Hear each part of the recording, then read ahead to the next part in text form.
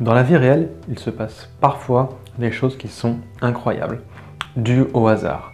Ça peut être par exemple, vous prenez l'avion, vous vous retrouvez en Australie, vous allez dans le petit bled perdu au fin fond de l'Australie en camping-car, vous campez et là vous vous retrouvez à côté de votre collègue de travail qui est parti en même temps que vous et vous ne savez même pas qu'il était là. Ça peut arriver, c'est quelque chose de rare, d'une coïncidence vraiment marquante, mais ça peut arriver. Il peut y avoir des fois des choses hallucinantes. On peut se dire que si des fois ça arrive dans le monde réel, pourquoi ça n'arriverait pas en fiction? Parce que il y a des cas où vous en avez sûrement vécu, qui sont juste incroyables. Il y a beaucoup de choses qui peuvent arriver qui sont le fruit du hasard.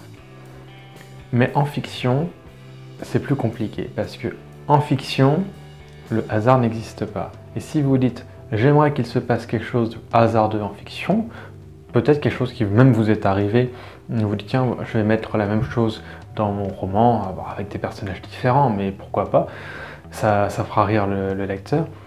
Et en fait, vous risquez simplement de faire se ressentir le lecteur comme dubitatif et comme méfiant vis-à-vis de vous. Je m'explique. Le hasard dans votre texte n'existe pas, parce que vous êtes la main du hasard. Alors à moins que vous ayez un jeu de dés avec vous et que vous lanciez les dés à chaque action de votre personnage pour savoir s'il fait ci ou s'il fait ça et s'il a de la chance ou pas, c'est quelque chose que vous pouvez, mais de toute façon le hasard, c'est vous qui l'écrivez et votre lecteur sait que vous avez la main et que vous êtes l'auteur et que l'univers, que tout ce qui se passe vous appartient. Dès lors, le hasard en tant que tel n'existe plus dans une histoire et le lecteur le sait. Parce que vous êtes la main du hasard, vous êtes les dieux, vous êtes les destins de votre univers. Vous êtes tous là, comme dans les mythes anciens, c'est vous le dieu ou la déesse de l'univers et c'est vous qui avez la main qui faites absolument tout ce que vous voulez. Dès lors, quand les choses se passent par hasard, votre lecteur sait que c'est vous qui vous en occupez. Et ce que ça fait, c'est que il peut ressentir ça comme une facilité scénaristique quand le hasard fait bien les choses.